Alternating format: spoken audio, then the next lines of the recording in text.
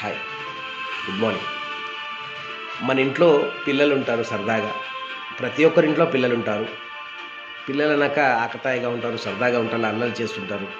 వాళ్ళ స్కూల్లో ఫ్రెండ్స్తో ఆడుతూ చదువుకుంటూ ఆడుతూ చిన్న చిన్నగా ఒక్కోసారి గొడవ పడుతూ ఉంటారు. అదేవిధంగా గ్రౌండ్లో ఆడేటప్పుడు కానీ, గేమ్స్లో ఆడేటప్పుడు కానీ ఏదో ఒక విషయంలో మాట్లాడుతూ ఎవరైతే ఎక్కువ టైం స్పెండ్ చేస్తారో వాళ్ళకి చిన్న చిన్న గొడవలు రావడం సహజసిద్ధం.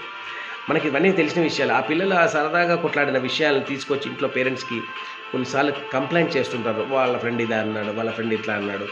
నేను ఇట్లా అన్నాను మాత్రం చెప్పరు, కానీ వాళ్ళ ఫ్రెండ్ ఇట్లా అన్నాడు, వీళ్ళ ఫ్రెండ్ ఇట్లా అన్నాడు, ఈ ఫ్రెండ్ ఇట్లా అన్నది అని ప్రతి ఒక్కరు ఏదో ఒక విషయంగా కంప్లైంట్ చేస్తుంటారు.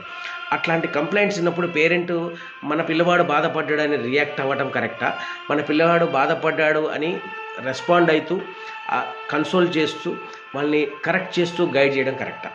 ఇది పేరెంట్ ఆలోచించవలసిన విషయం పట్టి ఉంటుంది. మనం ఎలా ఆలోచిస్తున్నాం, how we are taking it and how we are responding to the situation which our affectionate child is experiencing the problem.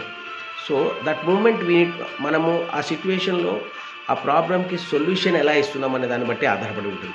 మన పిల్లవాడితో మనం ఎలా మాట్లాడాలంటే అట్లాంటి టైంలో పిల్లవాడిని దగ్గర తీసుకొని పిల్లవాడికి ఏదైనా నచ్చింది ఇచ్చినప్పుడు నువ్వు ఎలా తీసుకుంటున్నావు అని అడగాలి. అంటే వాళ్ళకి నచ్చిన ఫుడ్ కానీ, డిష్ కానీ, స్వీట్ కానీ, హాట్ కానీ, ఐస్ క్రీమ్ కానీ ఏదైనా నచ్చింది ఇస్తే చాలా ఇష్టంగా తీసుకుంటాడు.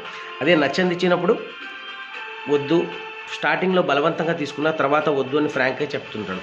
అది వేసుకునే క్రమంలో కావచ్చు, వాడే క్రమంలో కావచ్చు, వస్తువు కావచ్చు, తినే క్రమంలో కావచ్చు, ఏదైనా వాళ్ళు చాలా ఫ్రాంక్గా చెప్తుంటారు. అదేవిధంగా వాళ్ళకి ఎలా అయితే నచ్చింది తీసుకుంటున్నారో, నచ్చింది తీసుకోవట్లేదో అదే వాళ్ళకి అవగతం చేయాలి, వాళ్ళకి నేర్పించాలి.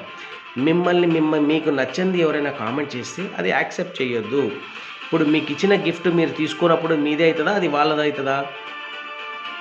మీరు తీసుకుంటేనే ఆ గిఫ్ట్ మీదే అవుతుంది, తీసుకున్నంత వరకు అది వాళ్ళదే అవుతుంది. అదే విధంగా నచ్చింది ఇచ్చినప్పుడు ఎలా అయితే యాక్సెప్ట్ చేస్తూ రిసీవ్ చేసుకుంటామో, నచ్చింది ఇవ్వనప్పుడు కూడా రిజెక్ట్ చేస్తూ మనది కాదు అని మనం రెస్పాండ్ చేయొచ్చు.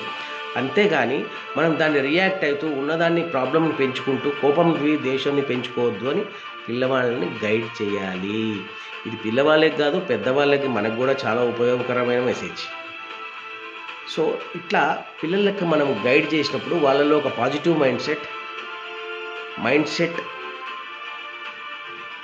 క్రూయల్గా కాకుండా, హార్మ్ఫుల్గా కాకుండా, పొలైట్గా చాలా ప్లెజెంట్గా ఎలా హ్యాండిల్ చేయాలి సిచ్యువేషన్ అనే విషయం వాళ్ళకి అర్థమవుతుంది. వాళ్ళు డ్యామేజ్ చేసుకోకుండా, ఎదుటి వాళ్ళని డ్యామేజ్ చేయకుండా ఎలా మైండ్ సెట్ మార్చుకోవాలనే విషయం ఫోకస్ చేస్తారు వాళ్ళు. సో ఇది మీకు హెల్ప్ అయింది అనుకుంటున్నా. Thank you so much. Me Jeevan.